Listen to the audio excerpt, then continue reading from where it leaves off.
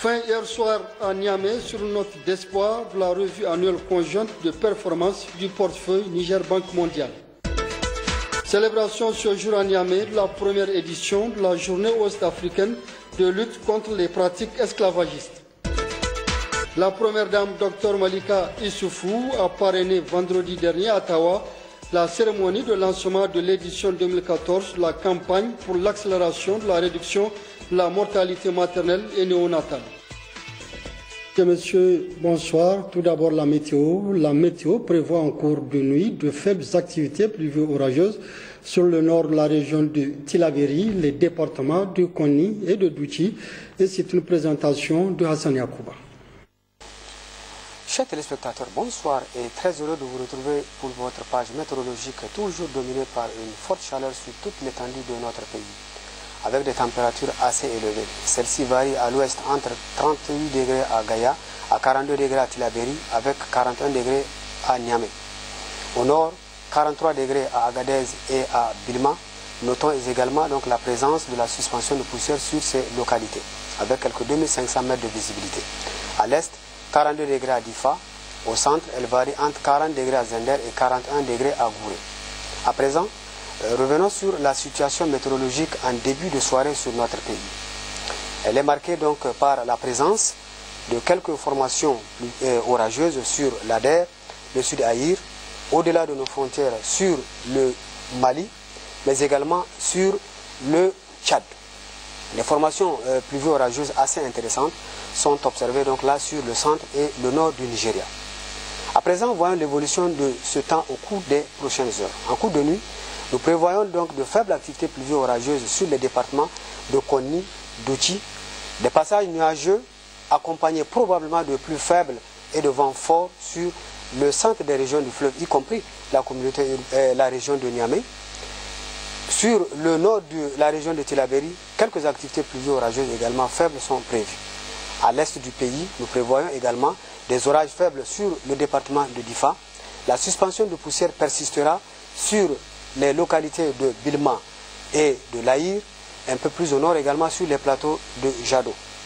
Demain matin, nous prévoyons quelques couvertures nuageuses sur le sud de la région de Zender, mais également des passages nuageux, ou du moins de faibles activités pluvio-orageuses sur le sud des régions du fleuve, des couvertures nuageuses également sur le centre et le nord des régions du fleuve. Voilà, chers téléspectateurs, l'essentiel pour votre page météorologique ce soir. Je vous remercie et à demain, Inch'Allah.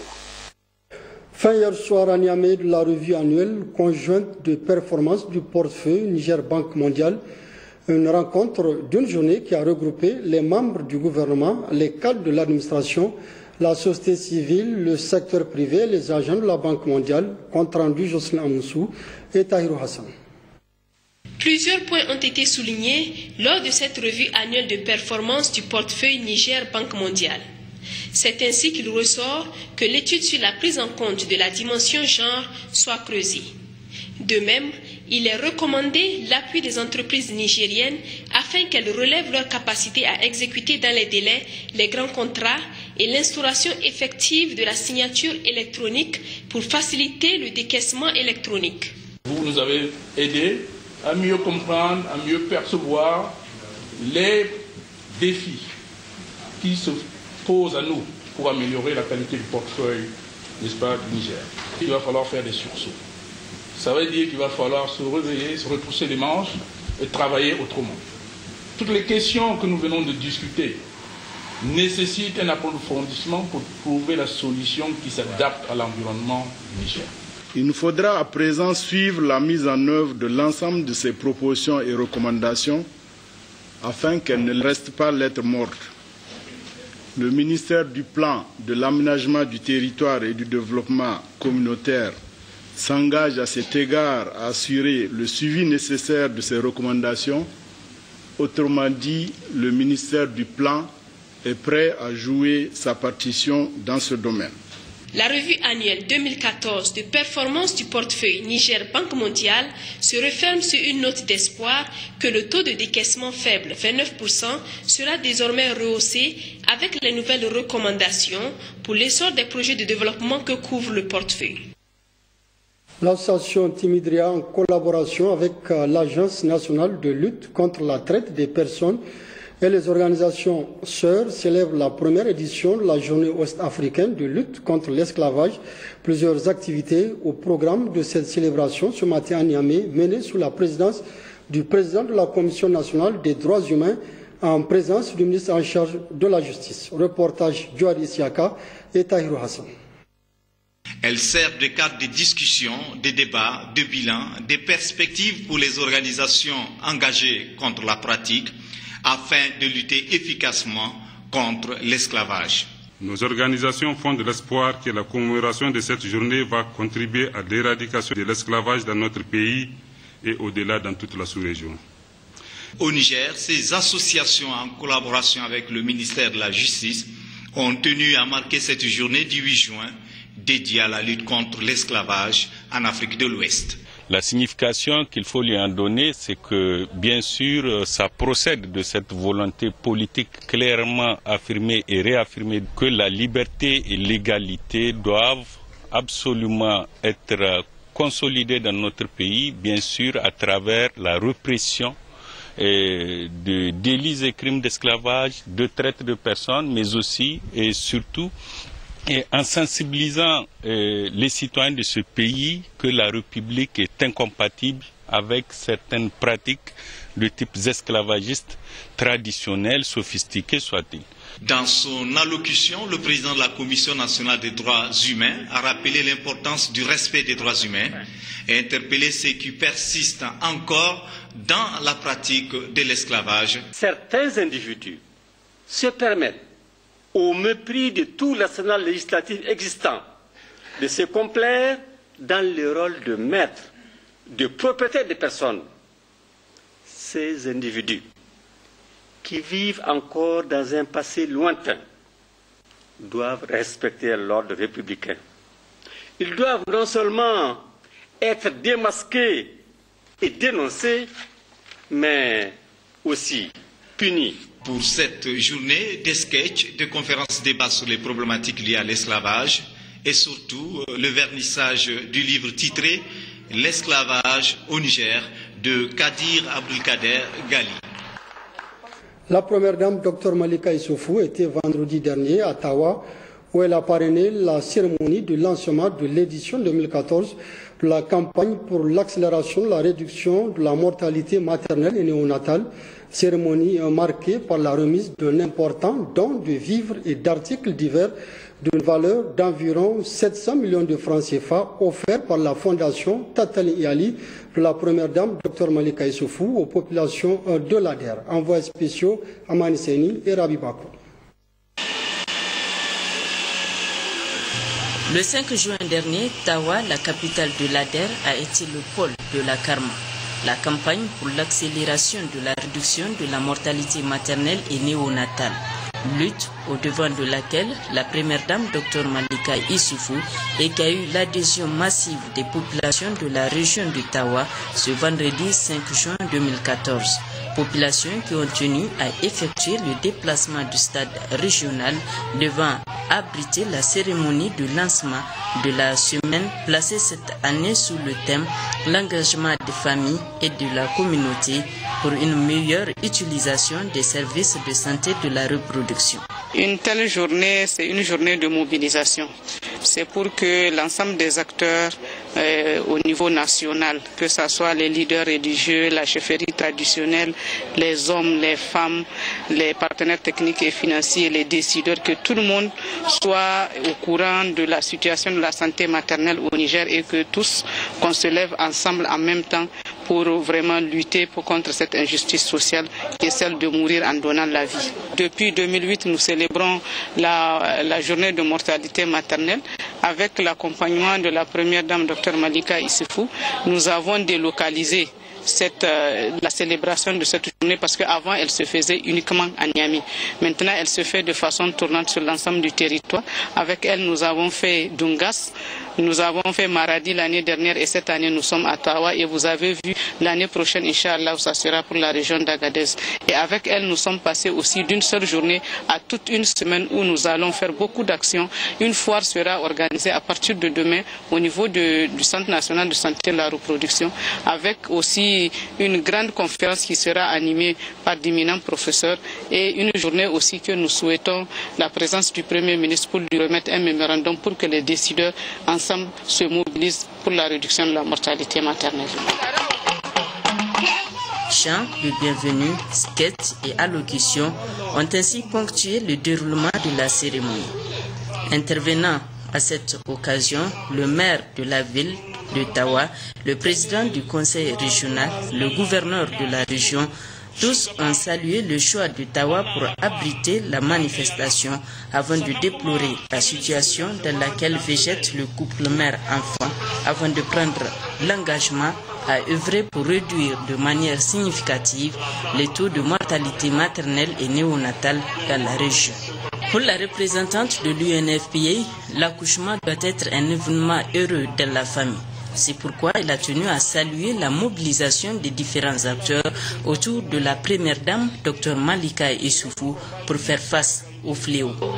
Au nom de l'UNFPA et de toutes les agences du système des Nations Unies présentes au Niger, de dire combien il est réconfortant de retrouver aujourd'hui à Tawa, cité légendaire, capitale de l'ADER, le docteur Malika Issoufou Mahamadou, première dame,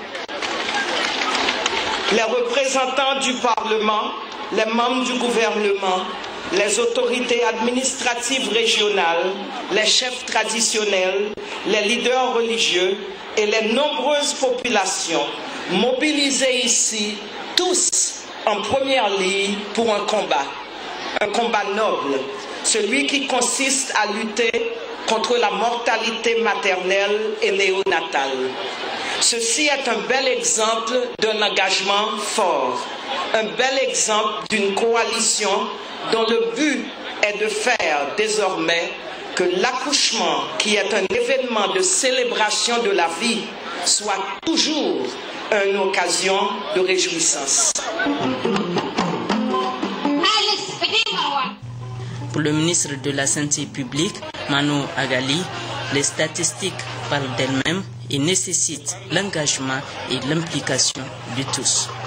À un ratio de mortalité maternelle estimé à 535 décès pour 100 000 naissances vivantes et un taux de mortalité néonatale estimé à 22 pour 1000 naissances vivantes selon l'EDSN 2012.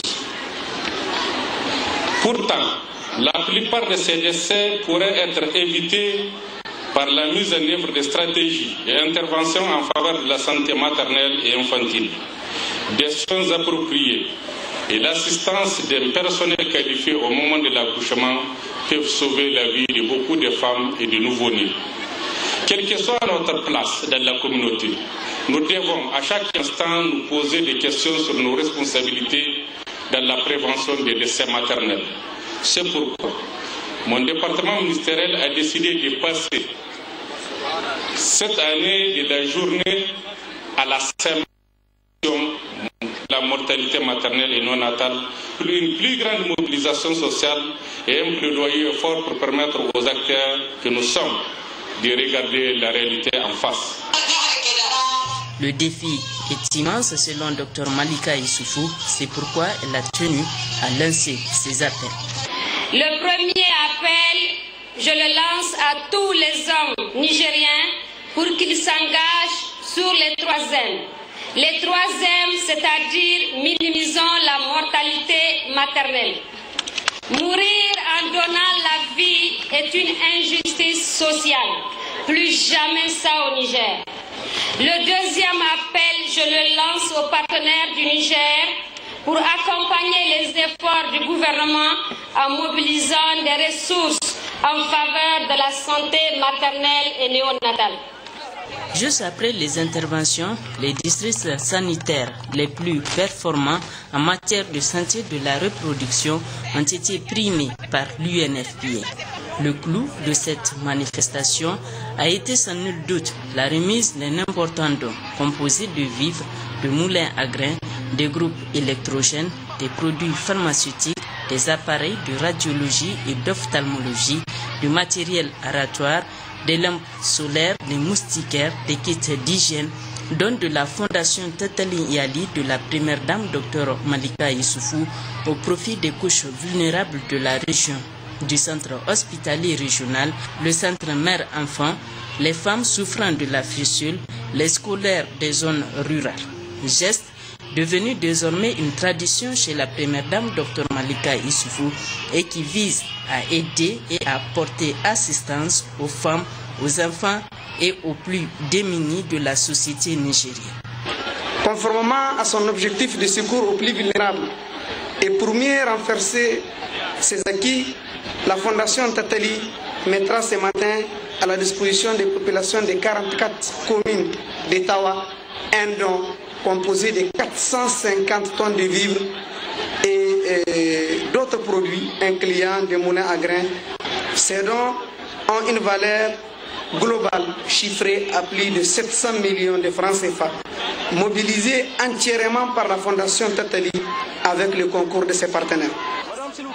En réceptionnant ainsi les dons, les autorités régionales ont exprimé toute leur joie et leur gratitude par rapport aux efforts consentis par l'épouse du chef de l'État en faveur du bien-être des populations nigériennes. Dans la capitale de l'ADER, la première dame, Dr Malika Issoufou, a effectué plusieurs visites, notamment au centre hospitalier régional et au centre mère-enfant du Tawa, où elle a fait des dons pour accompagner les efforts des responsables sanitaires de la région pour les améliorations des conditions de vie et de santé des populations de Tawa. Retrouvons Amani Seni et Rabi Bakou. La cérémonie de lancement de la Semaine nationale pour l'accélération de la réduction de la mortalité maternelle et néonatale dans la capitale de l'ADER a été mise à profit par la première dame, Dr Malika Issoufou, pour effectuer des visites. Tout d'abord, au centre hospitalier régional de Tawa, la présidente de la Fondation Tatali Yali a procédé à la remise des appareils radiologiques et ophtalmologiques, dont de la Fondation Tatali Yali, répondant ainsi à une requête à lui adressée par les responsables du centre. Ces appareils, estimés à environ 250 millions de francs CFA, viendront combler un vide au niveau du centre régional qui se voit toujours dans l'obligation de référer ses malades en cas d'examen radio ou ophtalmo. C'est pourquoi, en réceptionnant ce don, les responsables du centre ont tenu à remercier la première dame pour la promptitude avec laquelle elle a répondu à leur requête. Autre don réceptionné, c'est celui d'un groupe électrogène de 50 kVA, don de la Sonidep pour pallier les problèmes de coupures d'électricité au CHR. Après la réception de ce matériel qui permettra de renforcer les capacités de l'hôpital régional, la première dame a visité le service de pédiatrie, aujourd'hui confronté à un certain nombre de difficultés, dont entre autres le problème de personnel. Le centre régional mère-enfant a également reçu la visite de la première dame, Dr Malika Issoufou, qui est allée exprimer sa compassion aux femmes souffrant de la fistule obstétricale âgées de 13 ans et plus. Ces femmes ont bénéficié des kits d'hygiène, dont de la Fondation Tatali Yali de la première dame, Dr Malika Issoufou. Cette visite de l'épouse du chef de l'État à Tawa a été aussi marquée par une série de rencontres avec les chefs traditionnels, les cadres de commandement, les femmes des différents partis politiques, à qui Dr Malika Issoufou a demandé leur implication pleine et entière dans la lutte contre la fistule obstétricale et la lutte contre la mortalité maternelle et néonatale pour qu'au Niger, aucune femme ne meure en donnant la vie et qu'aucun enfant ne meure en venant au monde. Le ministre de la Culture, des Arts et Loisirs, lui, était hier samedi à Salgabio, commune rurale de Tania, dans le département de Tanout, région de Zender, où il a procédé au lancement de la première édition de la fête culturelle des éleveurs de la dite localité. Reportage Mariama Keita et Faji Boukar. Cette première édition, dont l'éclat a été rehaussé par la présence du ministre de la Culture, des arts et loisirs Ousmane Abdou et dont l'origine remonte à la nuit des temps est un événement culturel de premier plan et attendu toujours avec engouement par les populations sédentaires et nomades de Tanout, comme le souligne le ministre à travers bon nombre de caractéristiques. Ce grand rassemblement constitue à n'en point douter un cadre privilégié pour une bonne appréhension de la santé du cheptel en ce début d'hivernage, ce cheptel sur lequel repose l'essentiel de l'économie de la commune. Chère population de Tenia, nous ne pouvons que saluer et encourager cette belle initiative qui a le mérite d'utiliser la passerelle culturelle comme puissant moyen d'expression. Plusieurs interventions ont marqué cette cérémonie, notamment celle du chef de groupement Touareg de Tenia, du maire, du préfet de Tanout et du secrétaire général de la région qui ont tous salué cette initiative de brassage de culture entre les Peuls et Touareg, mais surtout la présence du ministre, preuve de son attachement à la valorisation et la promotion du patrimoine culturel. Ce qui témoigne l'inscription de Ganka au titre des festivals qui font la fierté du Niger. Défilé des chameaux et ânes harnachés, musique traditionnelle des différentes ethnies présentes, suivie de la visite des stands, caractéristiques de la tradition Peul ont marqué cette première édition de la fête culturelle des éleveurs de Salgabio, dénommée Ganka. Je vous donne à présent lecture de ce communiqué de presse du comité exécutif de l'Union des étudiants nigériens à l'université de Niamey, considérant la procédure judiciaire portant sur la libération des étudiants détenus déjà engagés avec la libération de 41 de nos camarades, considérant les instructions données à l'ANAP et les mesures censées être prises par le directeur général de l'ANAP pour mettre l'ensemble des étudiants bénéficiaires de l'aide sociale dans leurs droits et le paiement de la bourse du deuxième trimestre de la FCEJ et de l'ENS, considérant la nécessité de sauver l'année académique universitaire déjà perturbée par le retard dans lequel se trouve l'université Abdou Moumouni de Niamey. Le comité exécutif demande à l'ensemble des militants et militantes de bien vouloir reprendre les cours à partir de ce lundi 9 juin 2014. Pour le comité exécutif, le secrétaire général Younousi Abdraman. Les travaux de l'atelier national d'appropriation du programme sectoriel de l'éducation et de la formation ont pris fin cet après-midi sur une note de satisfaction générale. C'est le secrétaire général du ministère de l'enseignement primaire, de l'alphabétisation, la promotion des langues nationales et de l'éducation civique qui a présidé la cérémonie de clôture. Compte rendu Mahamadou Adamou et Ouma Jamila Moudanchirou. Cette cérémonie consacre la clôture des travaux de l'atelier national d'appropriation du programme sectoriel de l'éducation et de la formation. Les travaux qui ont duré 2 jours ont permis aux participants d'aboutir à des conclusions pertinentes. À l'issue de 2 jours d'intenses travaux, nous sommes à la fin de l'atelier d'appropriation du PCF. L'objectif de l'atelier étant d'aboutir à des recommandations qui permettront au ministre en charge de l'éducation et de la formation de mettre en œuvre ce nouveau programme de manière efficace et efficiente avec la contribution et la participation de l'ensemble des acteurs, en particulier les collectivités et la société civile. Puis-je vous assurer que vos recommandations qui répondent à cet objectif seront analysées et mises en œuvre par le gouvernement. Je ne terminerai pas mes propos sans vous transmettre les remerciements et les félicitations des ministres en charge de l'éducation empêchés, tout en vous souhaitant un bon retour dans vos foyers respectifs. Je déclare clos les travaux de l'atelier d'appropriation du PCF. Ce programme qui sera mis en œuvre par le gouvernement et ses partenaires sur une période de 10 ans va certainement permettre d'améliorer considérablement la qualité de l'éducation et l'insertion sociale et professionnelle des jeunes. Top départ samedi dernier au lycée Agaba de Tawa d'un spectacle initié par l'UNICEF en collaboration avec le ministère de la Communication à l'occasion de la journée de l'enfant africain célébrée le 16 juin de chaque année. Reportage Kader Sangaré et Yazirabiou.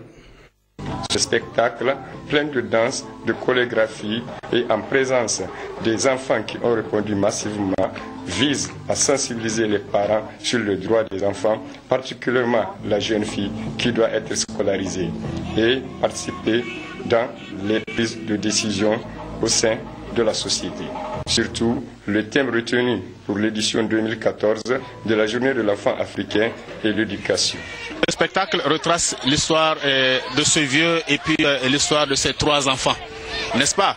Et puis il y a une mise en abîme qui est faite où nous avons montré l'histoire de 3 jeunes filles du feuilleton Haske Magendou qui est produit par l'ORTN et financé par l'UNICEF dans le cadre de la protection de la femme et de la jeune fille en particulier. Donc c'est un spectacle total théâtre, musique, danse donc qui retrace la journée de l'enfant africain, n'est-ce pas, dont la thématique cette année est l'éducation, n'est-ce pas, et ensemble nous allons voulu faire une projection, n'est-ce pas, une projection artistique, n'est-ce pas, pour montrer un peu que l'éducation c'est le phare, n'est-ce pas, de la vie d'un enfant. Gageons pour une prise de conscience des parents. Bon vent à ce spectacle qui se poursuivra à Gouré, région de Zender, Ménesoroa, région de Difa, et Tessawa, de la région de Maradi.